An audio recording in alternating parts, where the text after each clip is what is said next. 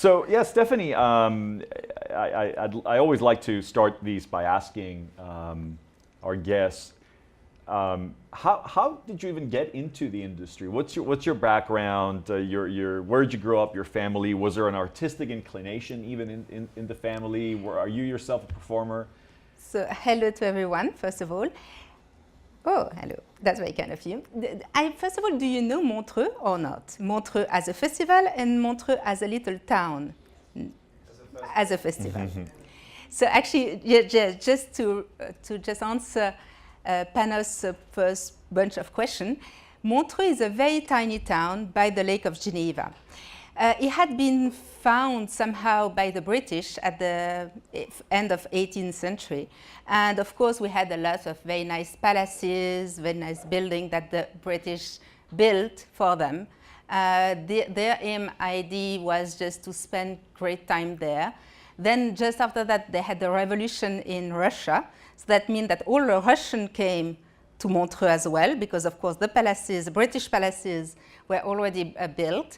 So that was a very nice turn of the century society of people who were perfectly happy in a country which is not politicized at all because it's neutral, so it was easy. And that's, of course, the First World War broke off and everything changed. So that means no British, no Russian anymore because no white Russian.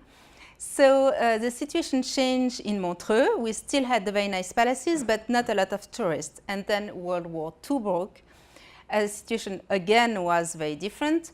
We had people like Hemingway who flew in Switzerland just to have a nice time here. But the situation was quite different because the worldwide situation was different. And after that, you had, of course, the kind of revolution of the social revolution at the end of the 60s with a lot of musicians, liberation of the straight society which was on for the whole 20th century. And then that was the idea of bringing back again some foreigners in Montreux. The set is perfect. You have mountain, a big lake, nice architecture, but no one here, of course, because there is nothing to do. So actually, yeah, that's true, nothing to do. But I mean, perfect, very peaceful, but of course, no reason for anyone to come here. And Claude Nobs, who was a child of the country, just saw that it is a shame to have such a beautiful place where no one is coming. And he went to see the head of the tourist office. And he just said, well, one thing is important is to make people come here just to see how beautiful it is. And the aim to do that is just to go through music, because music is something which is an art which is not linked too much to money, because of course it's not like if you were going to bring a statue from Michelangelo or an art piece from Leonardo da Vinci, which is complicated. So, and of course it's a living experience. So you bring some young musicians coming to Montreux. They're coming with their background, with their way of seeing music. But of course, because of the scenery is just impressing, they will get something out, and they could also compose here and make some new way of doing music. And actually, it is what did happen. For instance, you all know that Smoking on the Water, the hit of which was actually composed during a concert of Frank Zappa when the whole building went on fire. So this interaction between landscape, nature, and art is something very specific and linked to Montreux. So actually, I'm also I'm born by that lake of Montreux, and when I was 20, I just went to see Claude Nobs, the founder of that festival, and I just asked him if I could work with him. And actually, it was 27 years ago, and I'm still working there. So that is the aim. So of course, you can do whatever you wish. It doesn't have to be a great city. It doesn't have to be. I mean, he managed to put Montreux on the map. I mean, we are in Boston, you know what Montreux is, but we have less than 10,000 inhabitants in Montreux. Can you imagine that? 10,000, so it's tiny. About twice as big as Berkeley. Yes, I don't know if I answered your question. Well, I have a few, actually, and you just blew me away about the whole smoke on the water thing, because as you were talking about it, I remember that. That's where the Deep Purple guys were influenced. But so I obviously growing up in Montreux, you knew about the festival, but why there? You could have done anything. Like, so what attracted you to even want to be part of that industry? Did you grow up in a musical household? Were you a musician yourself? Actually, I became a musician after that. I'm a church organ player. I think it's very nice to be not in a conservatory, but to have the key of the churches. It's always nice, and I mean, you have a kind of big playing room, which is good.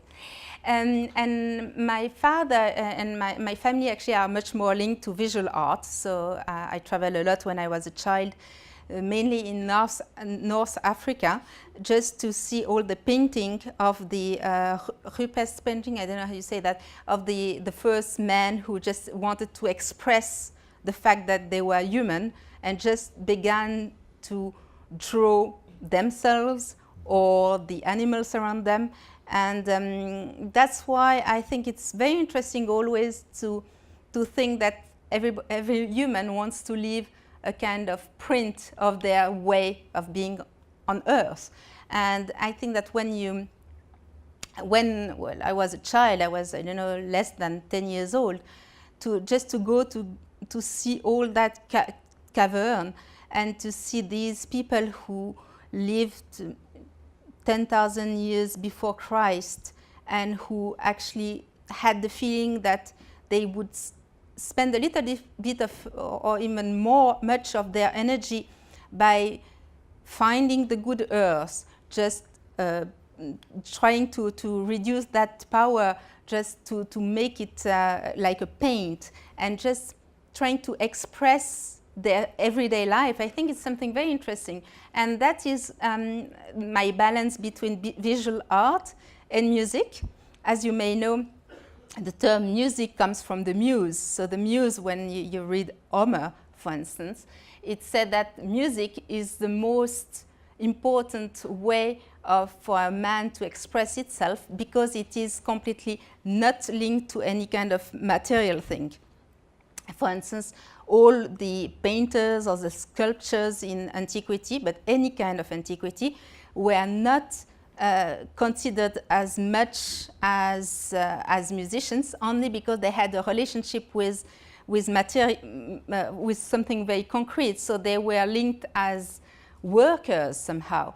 But the poet and the musicians, because they had only a kind of intellectual way of seeing things and an intellectual way of expressing themselves, were linked to gods directly. And that is the reason why it was so complicated in Europe in 1920 or 30s. Perhaps you know that when they built the Opera Garnier in Paris in 1880, they buried underneath some recordings, because they said, well, that building had to protect recordings. But that was very difficult to find musicians or singers who accept to have their voice recorded.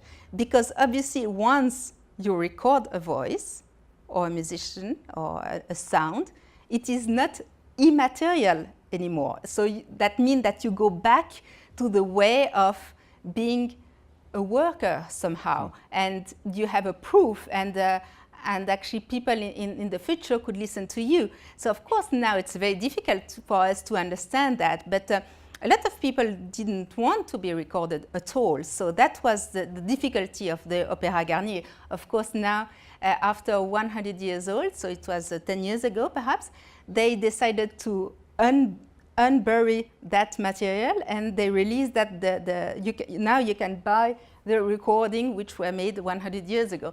But it's interesting because now it's something very precious, and at the time it was difficult to find someone who accepted that.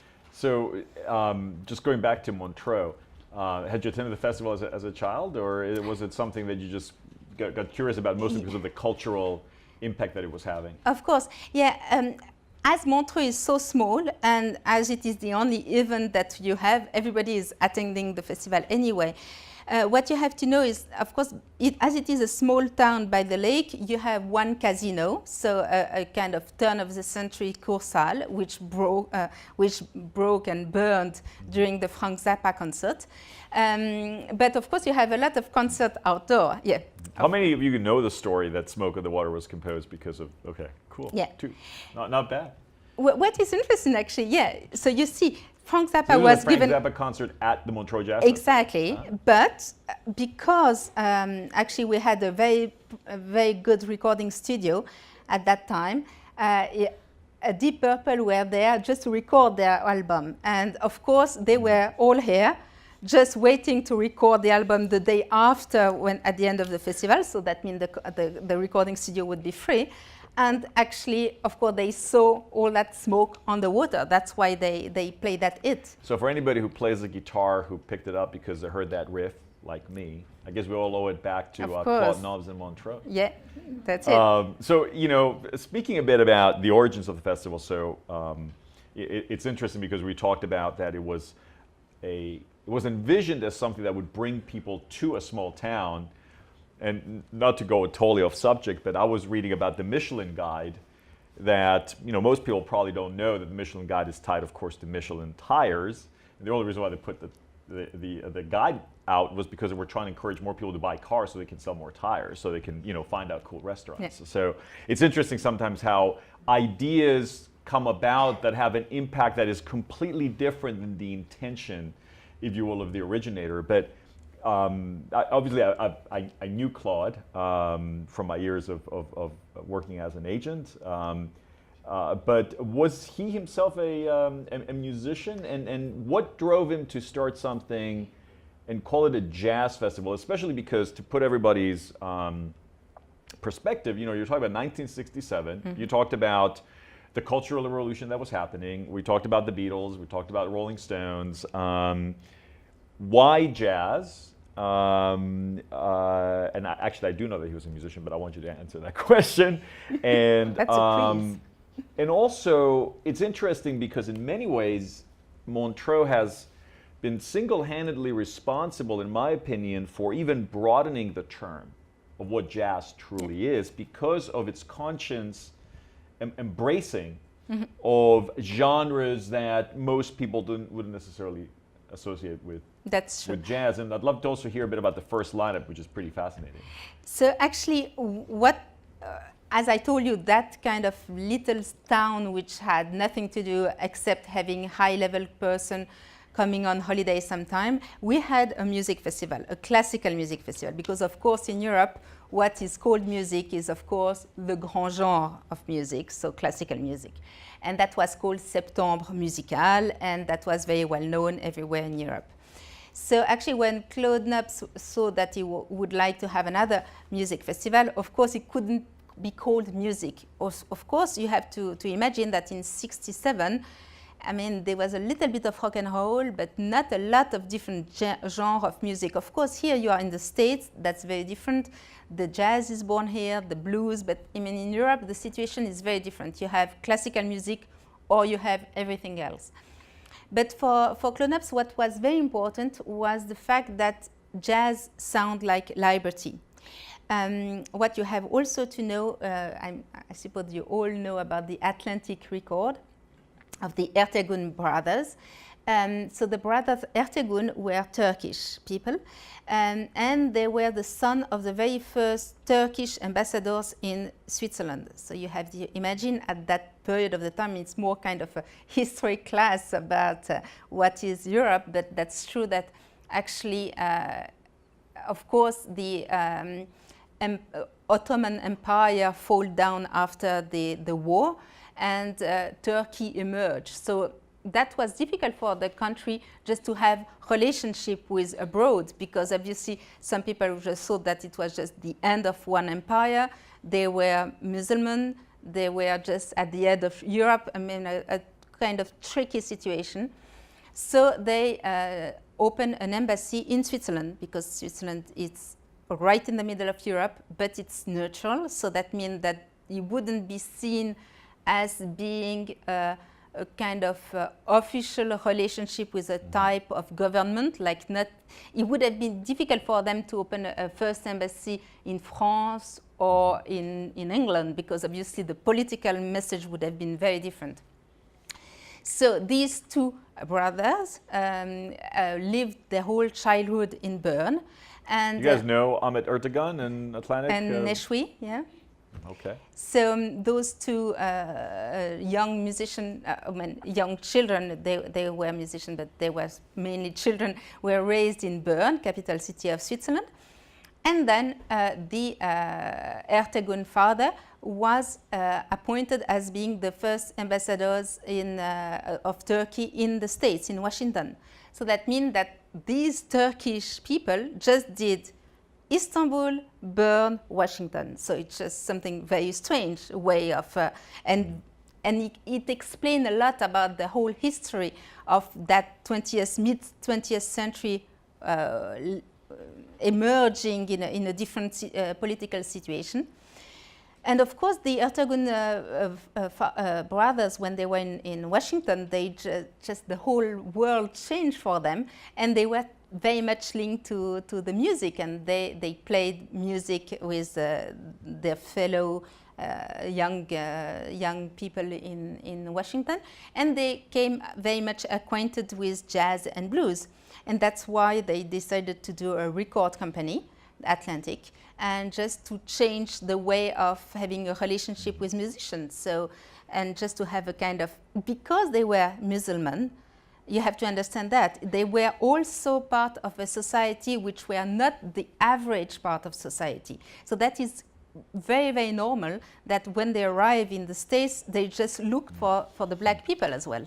What was the connection with them and Claude?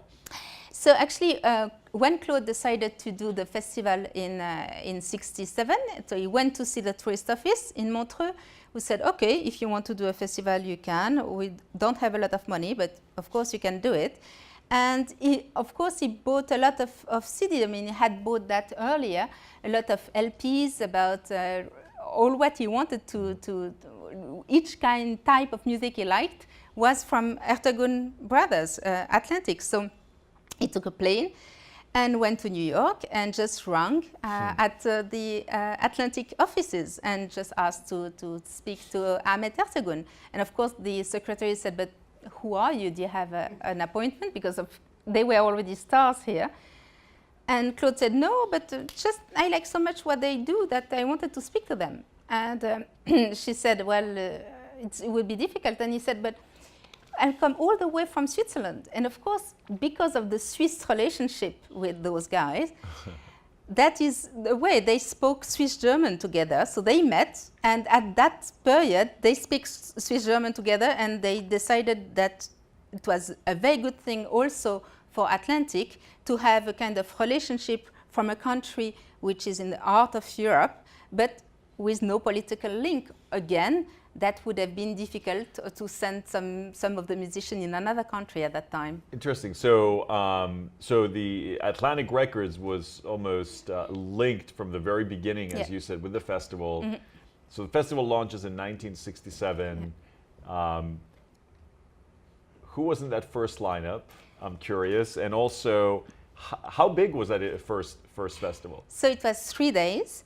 The first lineup is interesting because it was Charles Lloyd. That was a star, the international star. But actually, who was playing on the piano was Keith Jarrett. But no one knew him at that time, of course. So it's still the same, this interesting way. But actually, what is very interesting and what makes everything different is that all the concerts were filmed since that time. So filmed and recorded in such a quality that every time all the musicians wanted to buy or to take with them the footage, either audio and video. So that means that very quickly, already in '70, so 3 years after, people were asking us if they could come to give a concert to have the famous footage. Because obviously, I mean, you're all young musicians, you know how difficult it is, or perhaps not now because life is changing, but till a few years ago, it was very difficult and very expensive to get a video studio or an audio studio to record and film. So actually, because Montreux actually is not only a concert hall, but a whole recording studio, that make things completely different, because people would come just to have that footage. And just to have that footage gave also the good relationship with, of course, a lot of major, not only Atlantic, but also Warner Brothers, for instance, because they would send their musician coming to Montreux just to, after that, produce some CDs or LPs live. And also what is very interesting, sorry, it's a very quick thing. In Montreux, we have a lot of boarding school. That is from the 19th century. And in the boarding school, of course, you have a lot of very different people. And one of the person who was living in the boarding school just opposite Claude Nob's house when he was a child, Claude Nob's father was a baker, so he was doing bread. And just opposite, you had that boarding school. In it was a very strange young guy from Tokyo. So it's very strange to think that a young Tokyoite in the 50s or even 40s could be in Montreux just to learn French. But he made a friendship with Claude Nobs. And that guy began to be one of the big boss of Sony, and Sony in Japan. So that means that when Claude decided to film everything and record everything, he called his guy in Tokyo. And of course, Japan at that time was exactly the country where they would reproduce everything. I mean, we know that. I mean, Japanese people are always coming just after the big innovation, but they learn quite fast and they know what to do. So they came first. In Montreux, we had the NAGRA system. I mean, in Switzerland, we have NAGRA. They are the audio recording, very famous for people who are doing some work abroad. And the Japanese came and they just saw that material and decided to develop much more the recording facilities. And that's why in '97 we were the very first festival where we filmed all the concerts in high definition format. Mm-hmm. And that was the truck, the audio and video truck, who came by boat from Tokyo, and they were the Sony truck who actually took first time the technology in Montreux and bring back a few years after, which is interesting. In terms of going into the lineups, that very first lineup, did it feature anything more than just jazz artists? Yes. Oh yes, yeah, that was okay. So jazz is freedom for Claude Nobs. So very, very quickly, the idea is jazz is all what is not written music. So that means that we had a lot of Japanese artists as well, but a lot of South American artists, mainly Brazilian artists. Actually, the relationship with Brazil began very strongly a few years later, in the 70s, when we had a great deal. For every festival, we had one plane of fans coming. The whole plane was coming directly from Rio de Janeiro to Montreux just to see the concert. So these kind of relationships are linked to people, but yeah. Yeah, no, and I love some of the themes you're weaving here, because, you know, I mean, you're hearing a lot of this. It's about building relationships, first of all. Conditions matter, and being observant to those conditions. So being aware of your environment, the needs of that environment, but also things that make your environment very unique that sometimes may look as weaknesses, right? So small town, 10,000 people, relatively isolated, nobody goes there. But then you turn that weakness into an enormous advantage, because it's an idyllic setting. You're saying, you're looking around, there's boarding schools, there's a rich cultural heritage, there's young people with a curiosity. So one of the things that we try to do with these discussions or talks or conversations is to keep reinforcing to the audience kind of like these things that are not always easy to be conscious of, but how looking back plays such a big difference in terms of development of any product, any career, if you will. And I'm fascinated by this concept of expansion of a concept, because so many times we tend to think of things within boxes. whether it's a genre of music, whether it's a degree that somebody gets. Well, you have a music degree, you're going to do this. Oh, you play jazz, that's all you can do. You call yourself a festival, and it just has to be whatever, music. Another thing that I love about the story of Montreux is that it's how you became unwitting pioneers of the fact that you were one of the festivals to record. It's curious and it's really funny because fast forward maybe a few years later, and artists are saying, "Oh no, don't record me. I do not want to be documented." I know this because I dealt with it when I was an agent on that side. And you guys were always very strict. You play Montreux, we record you. But that's become an enormous asset right now. Yeah. Your vault of recordings, it's a cultural asset. I believe it's UNESCO protected. Yeah, it's protected by UNESCO. Which was the first kind of like big band that you guys got that kind of altered the festival and changed it? You know, most situations or most careers or even most companies have this a pivotal moment happens and it just changes everything. Is there such a story? I don't think that there is. There's different steps every year. Of course, it's a little different because as it is a 1-year thing, every year something different happens. So I wouldn't be able to say that something different happened at a certain stage. Of course, after the years, things become different. For instance, like Nina Simone, when she finished her experience in Liberia, she said, well, okay, perhaps I'm not going to live again, neither in the States nor in Africa.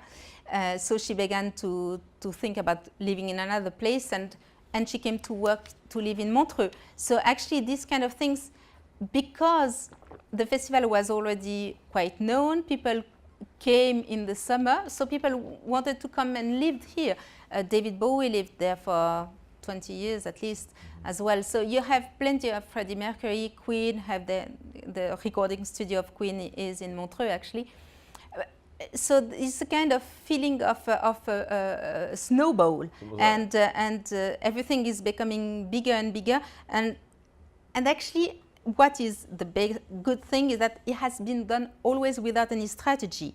The director actually was a founder, of course, but he was mainly a person who made things by passion. Passion much more than any kind. I mean, it never had any business plan. He never had any wish to make money. Actually, we never made any money, so which is clear. That was true to intention. Yes, but actually it's also because we recorded everything. I mean, it costs a lot of money to record everything. That is something interesting for you to know. We have a board, we are a foundation, and of course the advisory board, every year that it was a kind of very limited, our halls are very small, what you have to know. And in Switzerland, we are like in the States, we do not get any public money to help us to do anything. So as our halls are quite close, are quite small, we cannot possibly make a lot of money. So our board of advisory board always, sorry, it's very complicated to say that, always said, well, we could stop filming. Like this, we would make a benefit at the end of the day. And Claude always said, no, we have to film. But filming costs more than $1 million per year. So can you imagine that? It's a lot on a budget of $15 million. So, but we always wanted to film. And it's only 3 years ago that the UNESCO decided to protect that as a worldwide patrimony. And it's interesting because obviously, if some years we thought that it was the last year of the festival because we were completely broke, but Claude Nobs never decided not to film. So that if he was stubborn about something, it was the only thing. But of course, on a financial or on a business plan, I'm not sure that the business plan or the conclusion would have been that we have to continue to film. And actually, it was the great conclusion. And I love these stories because so much, we like to talk about entrepreneurship being an artistic process. It's a creative process more so than it is a business process. And you know, I think the most common lie about the entrepreneurial journey is that people are these, you know, brilliant strategists or brilliant business thinkers. Even great entrepreneurs that I know, they're governed by passion and by by instinct. Yeah. And in many ways, and I've always considered Claude Nobs a pioneer, because everything from the approach to what is a festival, the vision of it with respect to its inclusivity of different types of music and blending, right? I mean, if you look at the list of people who have performed at Montreux, it's a who's who of the not jazz, not rock, but I would say of contemporary 20th and 21st century music. It's the people that shaped our landscape. Or I will ask you about this in 1 second, but the marriage of art and music. Hopefully you guys have seen the Montreux posters around the campus. They're not there by coincidence. See, there was a plan. There was a plan behind that. But that was actually a bit of a personal passion project for me, because I've always loved art. But actually, where did that come from? And I know that there's an interesting anecdote about two very famous artists collaborating on a Montreux festival, and it's the only collaboration they've ever had. Yeah. But was that again sort of like Claude's instinct, being like, "Gee, we need to promote it. Let's just go and hire a bunch of artists to make artwork and promote this"? Yeah. But actually, Claude was someone who wanted to laugh and to give a kind of. He was a very outstanding person, and he always said, "Well, okay, when I'm going to the States just to bring some new artists, musicians, it's good if I meet some other people, painters, for instance." And that's true that the only work together of Andy Warhol and Keith Haring is done for a Montreux poster. So it's interesting also that kind of melt. These two people I have never met earlier, and they actually worked once only on the Montreux poster and not on a piece of art, just because Keith Haring just died after. So very certainly they would have begun a kind of collaboration. But it's interesting to think that it's not that, I don't know, Andy Warhol was much more well known at that time. It's not that Keith Haring just said, well, perhaps it's good if I do something because I have to launch my career or things like that. No, it was just a kind of, let's see how we see music together. Another thing which is around, I don't know if you have been to the library, but it is the 50th anniversary of the Montreux Jazz Festival this year. And what we did is we did a platform with a kind of keyword, so you can find all the videos of extract of the videos of the 50th anniversary, all the concerts. So actually, if you can do that at home, I mean, it's a platform. You can just have a link, or you can be at the library where you have the two computers there, which have that as a main page.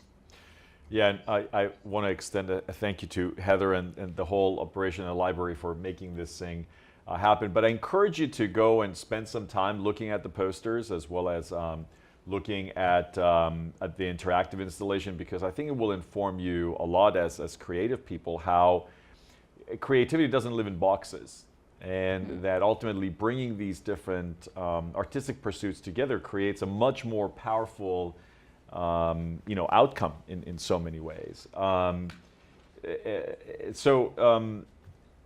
Fast forwarding a bit, actually, I have another question. Who created the Montreux logo, which is obviously very recognizable to us in the industry?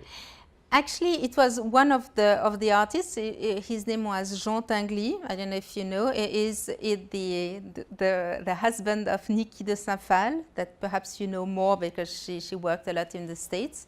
And he did that with paint, and that was his way to put that on his posters. He did that on one night, and it was in, I don't remember, 78, I think. Or 82, no, 82. Mm-hmm. And we just kept it. Mm-hmm. But it wasn't thought. It's not a graphic designer who just thought about strategy as well. Not at all. So we all know about, as a kid, I grew up in Europe, and when I thought of Montreux, I thought of Miles. Of course. When did the association with Miles Davis start, and it lasted until his death. His correct? very last concert was in Montreux in '91. That was the first year that we were co-produced by Quincy Jones. But he came 3 times in Montreux. You know, he was very fond of France. He had many girlfriends in Paris. So of course, as we speak French, we had that kind of we are neighbors to France. So that means that a lot of people who has strong relationship with France very often come to Switzerland as well, or to the French part of Switzerland. And yeah, Mice liked very much being in Montreux. Also because he had the feeling that the old world was something important. What you have first also to know is that the first job or the first study of Claude was to be a cook. He was a chef. And I think the whole spirit of Montreux is so much linked to that, the wish to make cooking, to cook for your friends. And a lot of people are coming to Montreux mainly just to eat Claude's cooking. And Miles Davis was one of the big lovers of Claude's cooking. How was it for you working so closely with the founder of the festival? I mean, was it an intense experience? I'm just curious. And also, you know, when you started, you were very young, probably the age of most of the students. I mean, was it intimidating for you to work with somebody who even at that time was a legendary figure in the industry? Yeah, but I suppose that it's, as very often, if you have someone nearby you, you don't have the feeling that he's such a well-known person. Actually, I quit school. I did that is also perhaps something interesting. I wasn't very sure which kind of job I wanted to do, and my parents just told me that perhaps just do an economic school, because with economic you will be able to go everywhere. Even so, you would know how everything is working. Then you can do any kind of other thing, but you will have the comprehension of the interaction between things. And of course, it seems to be a little awkward to do a kind of economic, but I think that it's something very precious, because you understand also how it works on a political point of view, but you also develop great strategy on your own work to know how to reach the goal quicker, the quickest way possible without too much energy. And I just learned English in Sydney, and I came back and I just said, well, I would like to have another experience, but which is not in a school. And I just wrote to Claude Nobs just to say if I could work for him. And he hired me for 6 months, because of course it's... You just wrote him. One day you just decided to write the guy. Yeah. And I worked 5 years for 6 months, which was exactly what I was looking for, because I wanted to travel and not spend too much time working. So for 5 years, I worked only 6 months, and then that was it. But what was very surprising at that time, because the job was not very well paid at all, a lot of people of my age didn't want that kind of job, because they said, well, oh no, I would like to buy me a car. I would absolutely not live with my parents anymore, so I want to pay a rent. So actually, I don't think that there was a lot of people with me. Just, I mean, it wasn't a hard job to get, not at all. I think, yeah, so it's very strange. And but of course, I had the feeling that it is just something just amazing, because I just said, well, I don't care to get a lot of money. At that time, that was exactly my position, and still is my position. I think it's good just not to think about on a short vision. But of course, very quickly, I traveled a lot with Claude Nobs. We had a festival in Detroit, one in Atlanta, one in Singapore, and one in Tokyo at that time. Were they all called Montreux? Yeah, they were all called Montreux. Actually, that is very odd, to have American people who wants to do a festival like Detroit and Atlanta, and for some unknown reason, but that was in end of 80s, beginning of 90s, they were asking us if we could help them to do a festival. So we were surprised, but of course we said, well, why not? So we had 4 or 5 different festivals during the year, and I was running that, which was very complicated in Japan. That was another story. but in Atlanta, for instance, it was easy. So it's good to be nearby a mentor or a very strong person who, I mean, it's not easy always, but I think what is interesting is that if someone absolutely wants to do something and has that kind of power, of course he cannot please to everyone, but of course he had a strong character. And that's something very good to be linked to someone who has a strong character. Is there a particular, memory, or is there something that he said or a situation that you were involved that has really stuck with you, or an interesting lesson you learned? Like for me, when we talked about Ted Kurland, who I was his intern, and I remember I was learning how to become a talent agent, and that moment for me was when I heard him on the phone, and I won't mention the name of the artist, but there was an artist that we would normally sell for $3,000-4,000 a night, and Ted said, it's $30,000. So this was in the day of faxes, and I don't know, an hour later, a fax comes with the offer of $30,000. And it just blew me away, because I realized, wow, number one, everything is relative. There's no exact price. And then if you ask for it, you may as well just get it. But I'm curious if you have a similar memory or something interesting for you.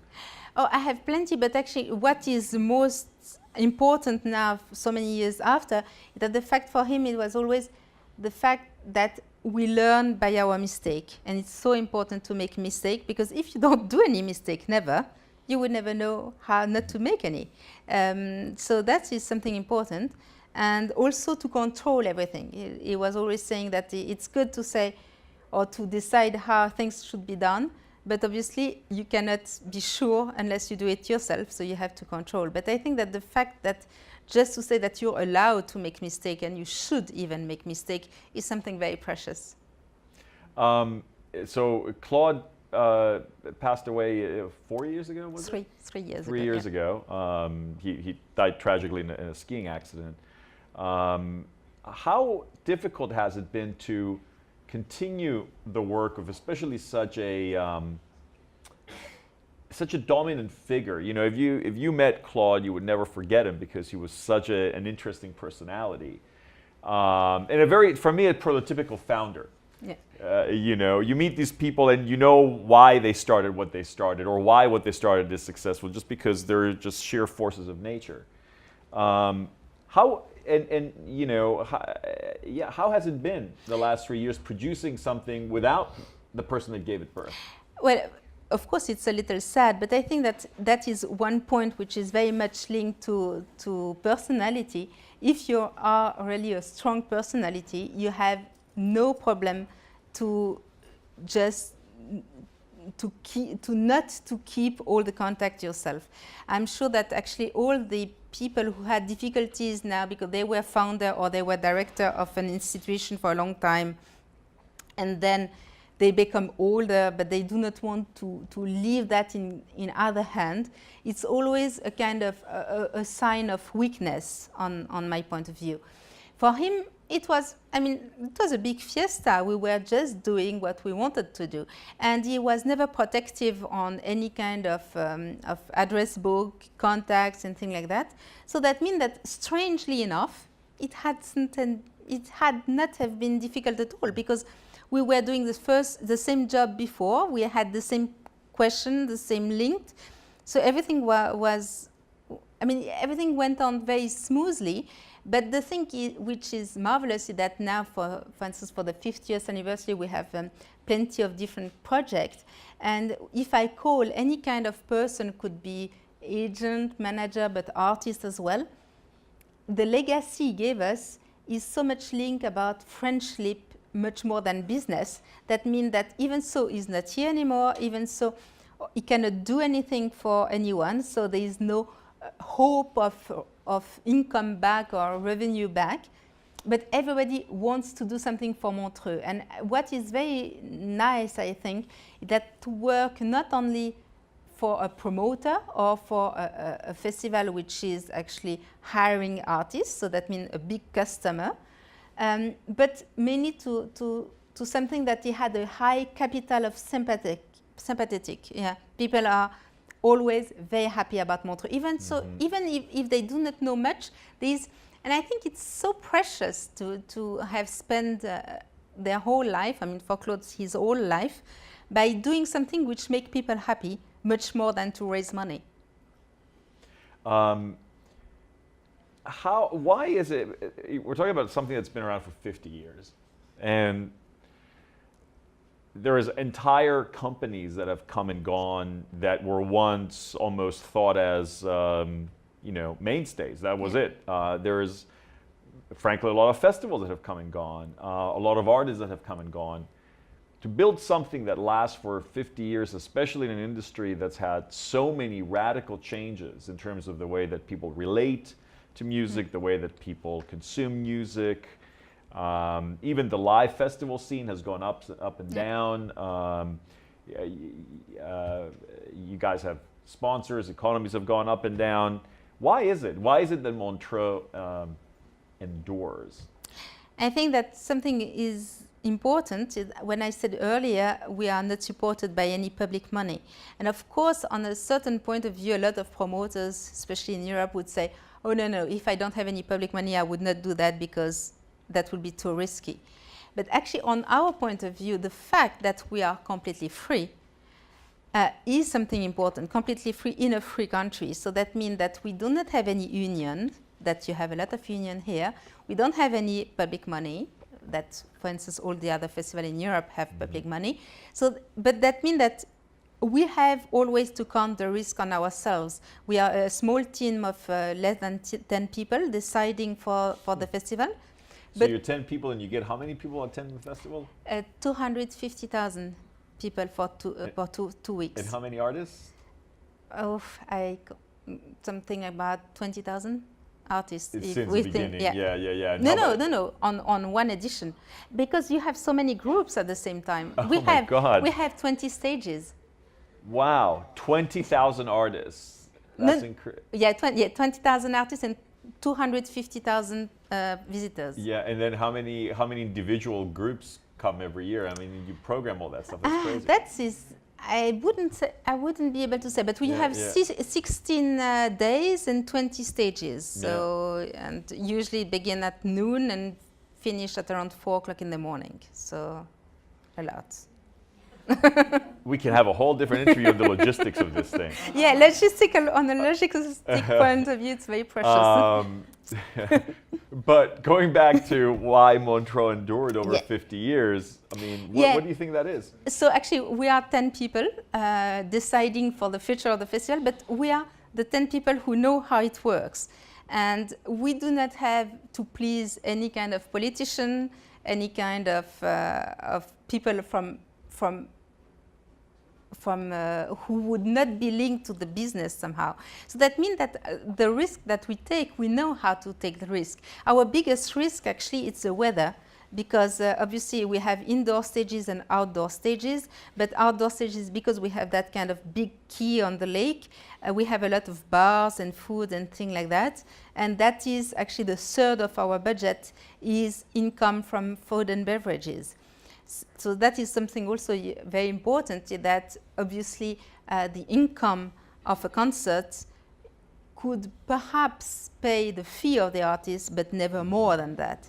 So that means that you have to find a way to get money. So it could be sponsoring, but the problem for us is that sponsors are asking free seats, and as we have very small venues, we cannot give that. So we have to find other ways.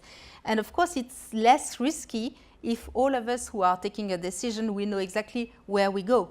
That is why I think that, of course, there's things that we cannot decide. For instance, the music industry fall down, in the disc and the CDs industry fall down, and that means that the fees of the artist is going high. So that is something we cannot control, but at least we know how the risks are.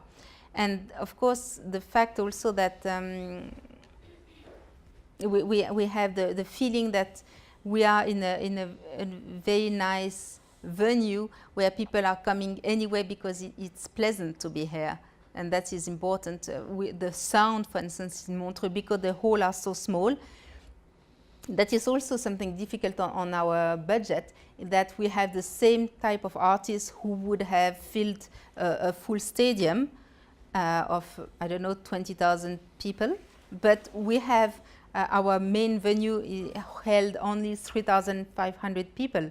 So we have more or less the same fee to pay, but of course we don't have the same numbers of audience. Wow, so you can see all these incredible names that normally you would be standing God knows how far, and Exactly. the biggest venue is only 3,000, so Yeah. that intimacy plays a big role. Exactly. And I'm just curious, we titled the poster for this event sort of the role of the festival in the streaming era, and I'm curious, when I was an agent and worked with you, I know that many of our artists had a really hard time giving up those TV rights. And it was the common point of contention. And you know that Ted with Pat Metheny was always just so difficult. It's funny because I worked for the guy, but he was also the manager of Metheny, he still is. So I would have to convince my own boss to get him to accept a deal that I cut for him, but that's a different story. Have you seen that artists' sort of willingness to give up audiovisual rights change, maybe even has eased, since we live in a day now where, I mean, everybody has a recording device? That's true. Well, I think that it's very different of the relationship between the artist and their agent or manager. For instance, since few years, so what you have to know, perhaps some of you or some of your friends came to Montreux for our competitions. Since 15 years, we have solo piano, guitar, and voice competitions. It's another way to have young musicians in Montreux. With different approach. And for instance, we do an academy with the winners of these competitions. And last year, the voice mentor was Al Jarreau. Al Jarreau is a beautiful person, very open-minded. He came in Montreux many times. All his concerts were recorded. Everything was fine. But now he did a very strange deal with his label. He said that it's because he's getting old and he wasn't so much aware of what he was doing, but what is a little tricky, but now actually he doesn't have any right to say anything about his own career, and if he's going to be filmed, yes, no, record, yes, no, and he cannot say anything, which is his first time in his whole life. Before, he always had a kind of control on that. So I think it all depends. Is it the age of the musicians, their relationship with their label, how it works? I think that there is no clue, but what I can say that the contract of the first years of the festival were always one-page contract with the concert and the recording, and now we have contract of 13 pages, and 3 pages are for the concert and 10 for the audiovisual rights. Oh, I remember those contracts, actually, but you told me an interesting anecdote. So there's 4,000 hours of concert footage recorded at Montreux. Which is also something that we're talking about, finding interesting ways for Berklee students to engage with this archive. And Heather, who's sitting right there, and is the dean of our library, and Stephanie and us, we're talking about different ways to get you guys involved. So if you have ideas, by all means, send them our way. But you said there's only one artist. If you have 22,000 artists a year and you've been around for 50 years, you can do the math of how many different people have played at Montreux. Over 1 million. There's only one artist. I think this guy's more than 1 in 1 million, right? He's probably 1 in 6 billion. Bob Dylan, who's refused to to be recorded. What's the story behind that? I don't know. Perhaps it was that specific day, because of course there is also two different things. Some artists do not want to give rights, but at least accept that we are getting filmed for archive point of view. That happened a lot. Some people said, well, I cannot give you the rights because I have that kind of relationship with my agent, my manager, my label, or my whatever. But at least film me, record me, so at least it is still somewhere, and at a certain stage he can change his point of view, but there is a kind of footage, an archive. But for him, we even could not film him, which is very, very rare. I mean, Prince what came year was many this? times, or he didn't say anything, but of course. No, I mean, what year was it that you played Which in? year? I don't. 93 or 97, I think. Yeah. Well, he came many times, but he never accepted that. So we don't have any 1 hour of Dylan concert. Wow, that's that's incredible. But we have a full concert of Marvin Gaye. And Marvin Gaye, who said no to anyone. So the only possibility to see Marvin Gaye is the Montreux concert. Wow. So goes both ways. So you're the artistic director of the festival. When did you take over that role? Well, actually, when Claude died, because obviously, Claude was the only director. I'm just curious. So what is the role of an artistic director in the festival? You know, maybe for a lot of people in the audience, it's just, okay, it sounds interesting, but yeah, it's very, you know, and how do you arrive at the artistic vision of what each edition of the festival is?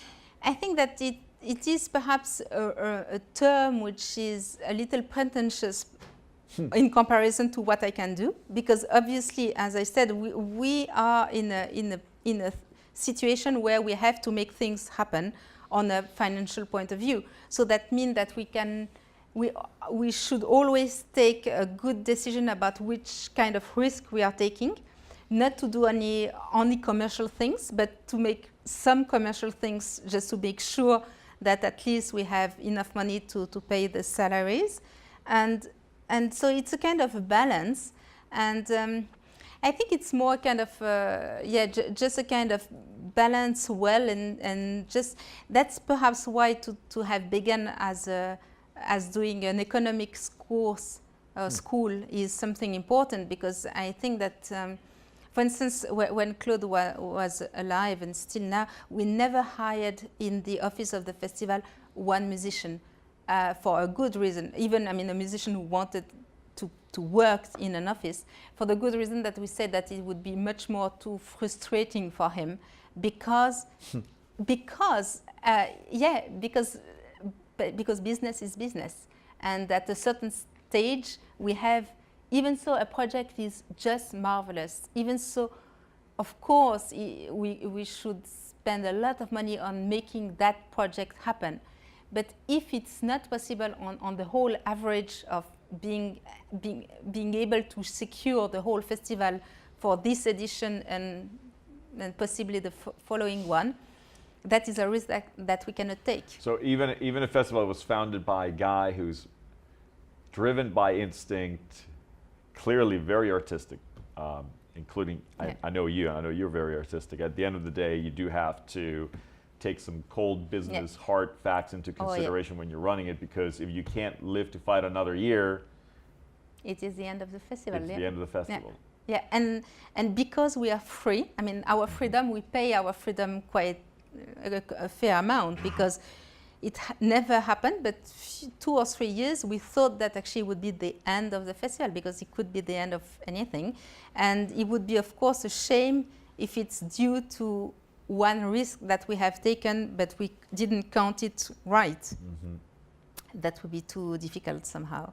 So, yeah, that's hard, but that's why I always use the term music world, but of course a lot of people are using the term music business, and they are not wrong at all.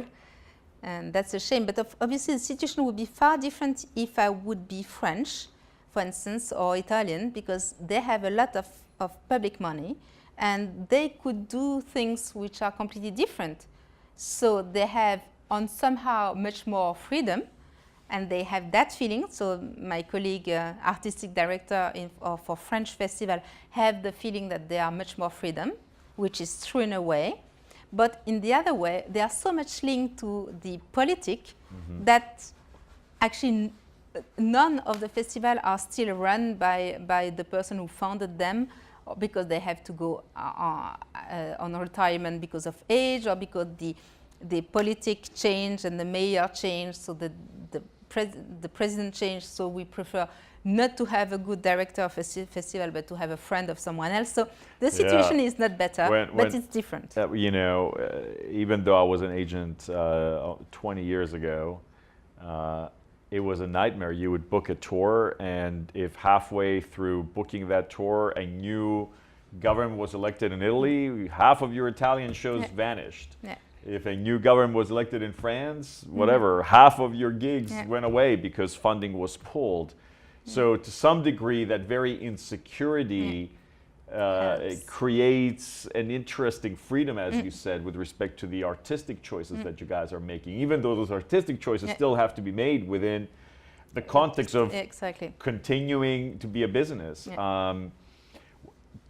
Is there a decision, an artistic decision that you ever made that was extreme, that you can think, wow, this was a really tough choice, either to take somebody on and take a risk, given the economics, or the other way around? It decided to not take somebody on because you felt, God, economically, this could be very, very risky. I will speak about something that Claude did, which was something so important. I don't know if you know about a very old musician who is called Pierre Henry.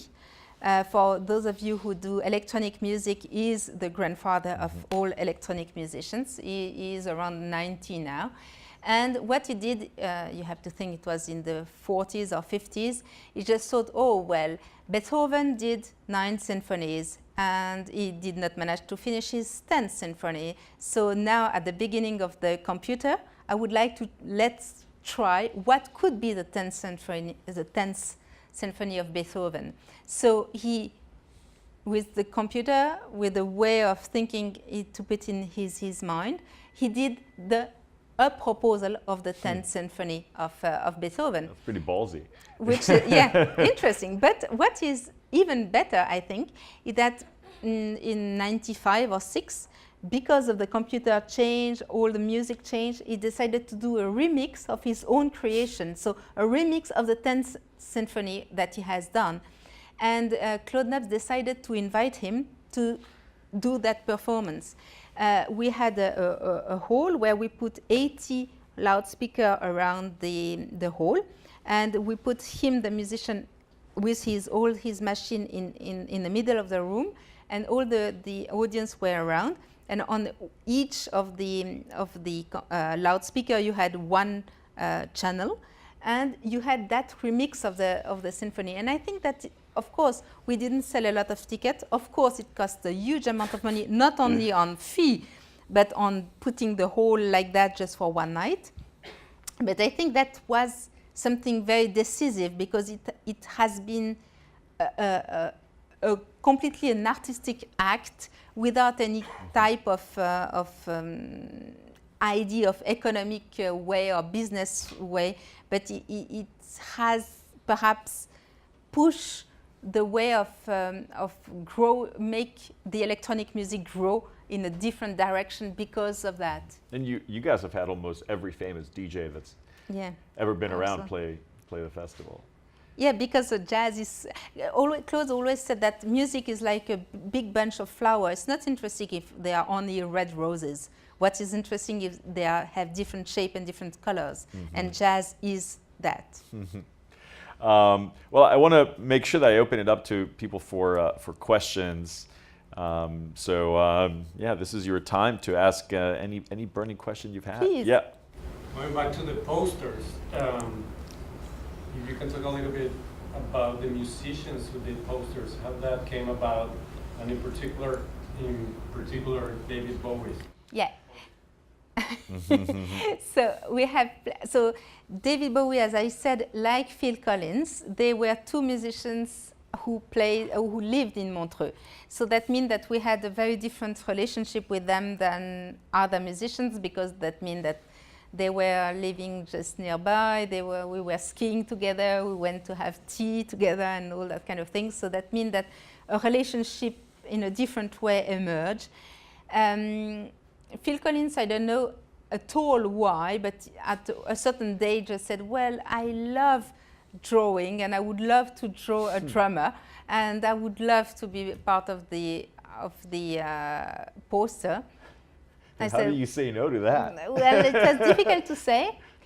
But for instance, we had much earlier than that, we had Miles Davis, because Miles Davis, as you know, he draws a lot.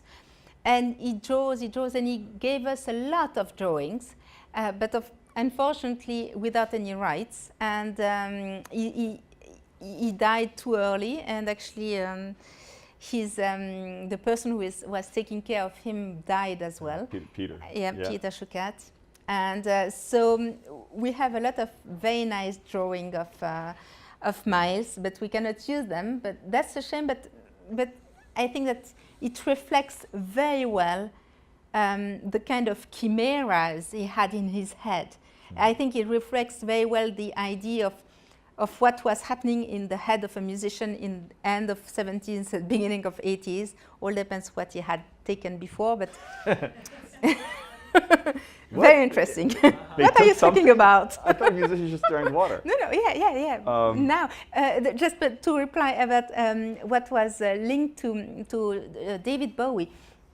So David Bowie, yeah, he was always very keen in graphic design, a lot with computer. He's not drawing himself with a pen and a paper, but David Bowie was one of the first person to have these kind of Macintosh drawing systems, and he had been so much linked to all that Hiroshima problem that he said that it was horrible when it was the commemoration of Hiroshima, that no one is just really thinking on a human point of view about what did happen. It's like if it is a word and a catastrophe, but it is a little bit désincarné, so we do not have that feeling so much. So he said, well, what I would like to do is a poster who is not only refreshing and happy, but who make people reflect a little more. So that's why he did that Hiroshima mushroom, and he put that lady in the back, who is, of course, we need to have a human somehow on a poster because it gives I mean, it's not too far from you, but that human is not completely human. And it's also a way of seeing that after Hiroshima, the people who survived, like after Auschwitz, I mean, humanity somehow lost something. And I don't know if I replied to you, but yeah, that's also a freedom of expression to have. Actually, the posters are always carte blanche that we give to the artist. Once we have decided who the artist will be, we just say, okay, we would like to have a poster for next year. Here are what has to be written, so Montreux Jazz Festival, the dates, but then it is a field of expression. Do whatever you wish. So that's why. Have you ever gotten one and you were like, oh? Some are not the greatest possible, but somehow that is a chance. I mean, if we do, I mean, if it's a real carte blanche, you have to follow him or them. Yeah, some are not the best, and some, you know, this is what's interesting for me about Montreux, right? Because for me, every time I think, or even the logo, right? I think of one word: freedom. I really do. You know, it's very expressive, but it's interesting because, in one sense, it's both extremely expressive and open, and the concept. I mean, one of the most valuable assets you have is your brand, and your ability to promote whatever you create is maybe, in my opinion, the most important activity, even beyond the actual creation, because nobody knows about it. Who cares if you created it, right? At least if you're trying to make a living out of it, and if it's not purely an artistic creation.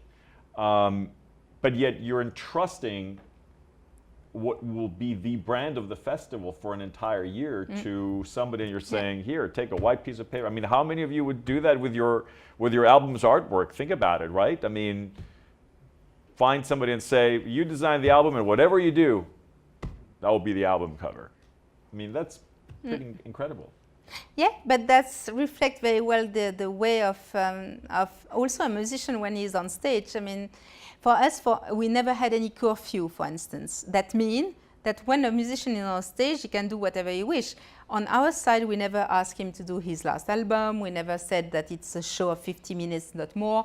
So that means that very often it's difficult because some musicians, if they know that they have a plane at 7 o'clock in the morning and that they have to leave at 5 from Montreux, of course they don't see the point to go to bed. And obviously they don't see the point. It's funny, I thought it would be the opposite. I'm thinking as a mere mortal, I'm like, oh my God, I'll finish my concert at 8:30 so I can sleep. No, it doesn't work that way.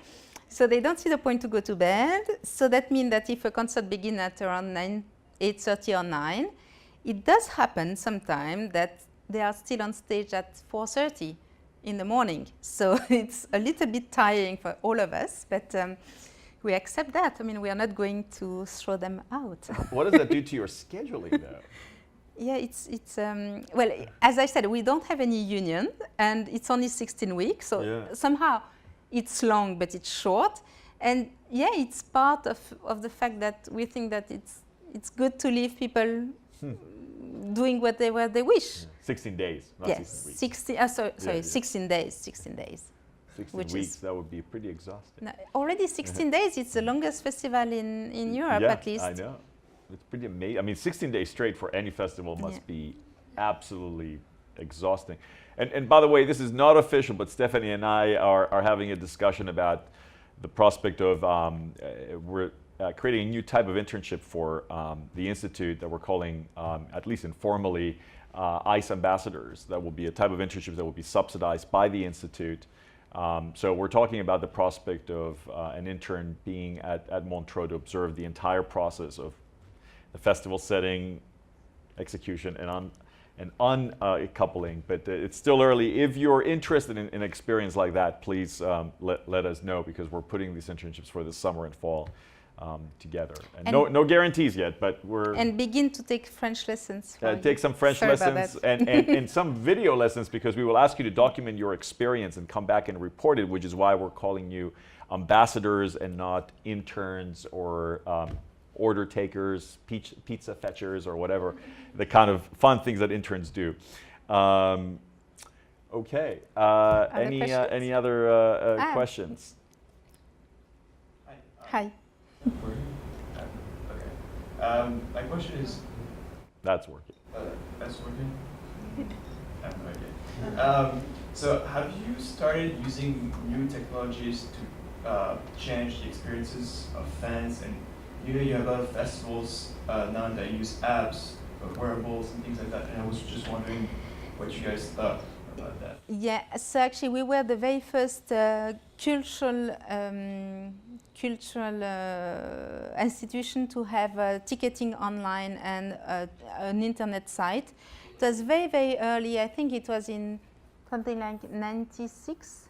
We had the first internet site. I mean, before everyone had internet, we already had an internet site.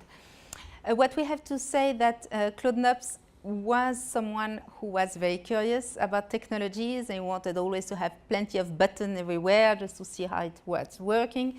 And he was very curious, and that is why, for instance, I had a computer, a laptop, but perhaps in 92 or 93, which was very rare at that time.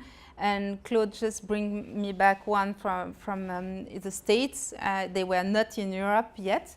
So there was always a big curiosity, and that is why we are still very much linked to that. So we have, of course, blog and things like that. I don't think that now there's a big difference between what we do and what the others does, but we were really one of the first to do it. But now I'm not sure exactly in which direction we could go to be again pioneers. I think that we are somehow, which is all flattening. We can get some Berkeley students to help you imagine that. Like VR recording. Virtual reality. Yeah, so actually the relationship that we have is that with the Polytechnical School of Switzerland, EPFL, they built the biggest hard disk in Europe, at least, just to hold all that audio and video that we have, so that this very big disk cost an enormous amount of money and it seems, on a technical point of view, something very impressive. And that means that they have now a chair linked to Montreux. And of course, they are these people looking for that kind of technology. And that is also a kind of relationship we think about Montreux students and the technological school. just to see what can be done on the Montreux archive. But that's true, we are always curious to find new directions. Yeah, and this is one of the ideas that we're discussing about this joint project between us, the library, Montreux, and EFPL. Are there interesting uses of this archive? I mean, you brought up virtual reality. And, Yeah. we have time for one more question, and then Stephanie will be here, so you guys can also talk to her, but our camera crew needs to break down in 2 minutes. So, No question. any other questions? Yeah. Okay, we have one more. Yeah. I was just wondering, since you were talking about how you're not funded by the government and it's hard to give tickets to sponsors because you have such little space, what are some ways that you fund the festival? Especially since artists ask for more and more money for live performances, so I guess it gets more and more expensive. Yeah, we try not to get that too much too expensive. So we try to have, for instance, the balcony on a very expensive level, because anyway, it's usually companies who are paying that for their guests, to make a way of having a kind of low price or affordable for everyone downstairs. So first of all, there is a way. And the second way is just to find to have relationship between the people who are coming to Montreux, and by selling, by taking care of all what is food and beverages. That is also something important, because obviously you can have two different type of relationship with the environment where you are. Either a cultural event, which is very often the case in Europe, just say, on our side, we just don't care about all what is linked to all that kind of very trivial thing. For instance, the museum, it's very common that the museum, they are taking care only about the artwork, and they do not want to take care at all about the restaurants. But the restaurants are doing a big revenue, and they are, of course, here because of the artwork. So on our side, we think that it's a little silly just not to say, well, we are not too good to think about food and beverages. We just say, okay, if the people are here, it's for one good reason, it's because of the concerts. So it's brand normal that if there is some money to be made around by feeding them, by doing, by having bars and things like that, the money should come to us and not to some people who would have no relationship to the festival or to the public. That is also a good way of controlling things. So controlling the quality as well, because a lot of festivals just say, well, we don't care about the food and beverages, but the quality of what is proposed on that level do not suit the quality of the concerts, for instance. So by controlling the whole atmosphere, we do not have any barriers or things like that. It's not like if we would be cut from the other place. But I mean, around the periphery of the Congress Center and all our stages, we are taking care of that. What I said is Claude is a cook as a main training, but he did the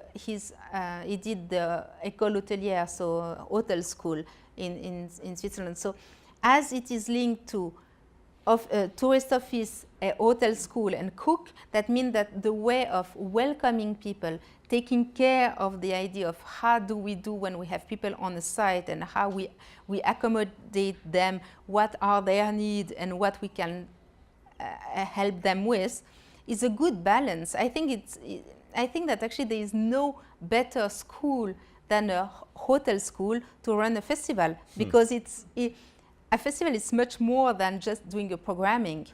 Programming is the core, but if everything around is not working that way, I mean, you lose your stempel of quality or your way of perhaps having freedom or making money somehow.